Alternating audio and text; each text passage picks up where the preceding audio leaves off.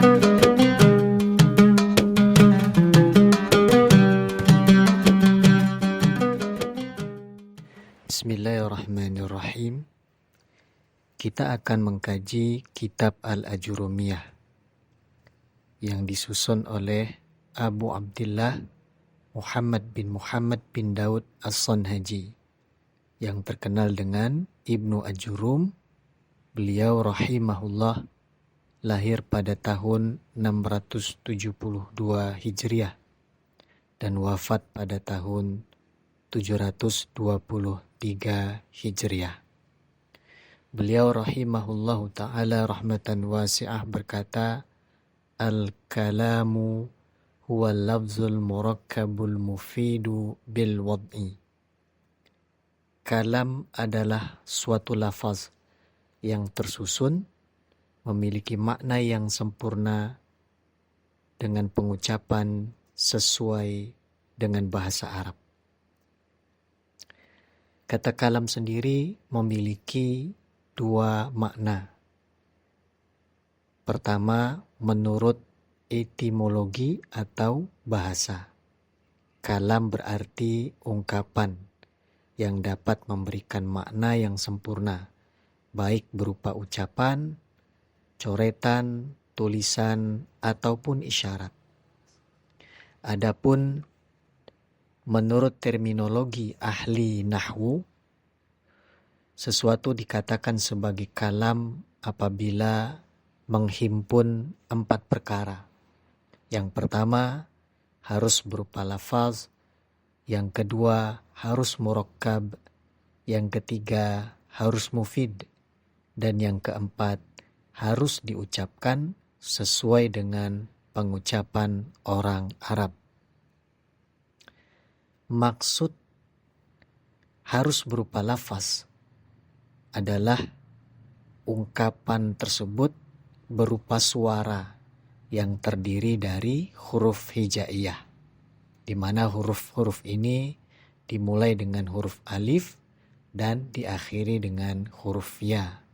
Contoh kata Ahmadu. Maka kata ini terdiri dari 4 huruf hijaiyah. Oleh karena itu, Ahmadu termasuk ke dalam lafaz. Begitupun juga dengan yaktubu. Kata ini juga terdiri dari 4 huruf hijaiyah, yang karenanya kata tersebut merupakan lafaz.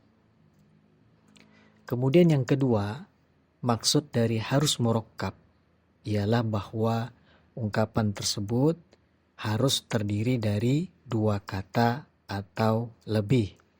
Sebagai contoh, Muhammadun musafirun, atau likulli mujtahidin nasibun, atau al-ilmu khairu ma tas'a ilaih. Semua contoh yang tadi diungkapkan itu dikategorikan sebagai kalam karena masing-masing terdiri dari 2 kata atau lebih. Oleh karena itu, menurut ahli nahwu, 1 kata saja itu bukanlah kalam. Kecuali jika kata itu digabungkan dengan kata yang lain. Baik penggabungan tadi bersifat hakiki, seperti contoh yang tadi disebutkan, atau bersifat takdiri. Ini misalkan ada orang yang bertanya kepada kita, Man akhuka? Siapa saudara lelakimu? Kemudian kita jawab, Muhammadun. Maka jawaban Muhammadun tadi meskipun terdengar hanya terdiri dari 1 kata, tetapi tetap dikategorikan sebagai kalam karena jawaban kita secara lengkap dapat diperkirakan atau ditakdirkan sebagai Muhammadun akhi. Muhammad adalah saudara lelakiku.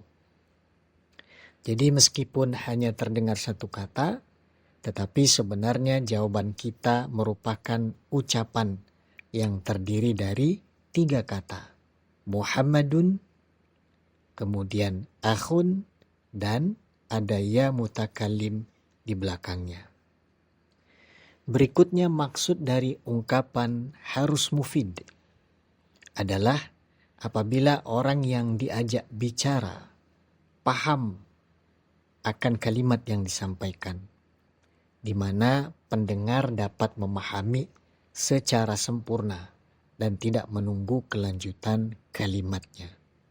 Apabila kita katakan idza hadaral ustadzu, jika ustadz telah hadir, maka ucapan ini tidak termasuk kalam meskipun terdiri dari 3 kata, karena pastinya si pendengar akan menunggu kelanjutan dari ucapan kita, yaitu konsekuensi yang terjadi apabila ustadz hadir. Namun jika kita katakan idza hadaral ustadzu ansatat talamidzu, apabila ustadz hadir, para murid pun terdiam, maka ucapan ini dikategorikan sebagai kalam karena dapat dipahami oleh orang yang mendengarkan. Berikutnya maksud dari ungkapan harus diucapkan sesuai pengucapan orang Arab, yaitu kalimat yang digunakan dalam pembicaraan merupakan kalimat yang telah dibuat dan digunakan oleh orang Arab untuk menunjukkan suatu makna tertentu.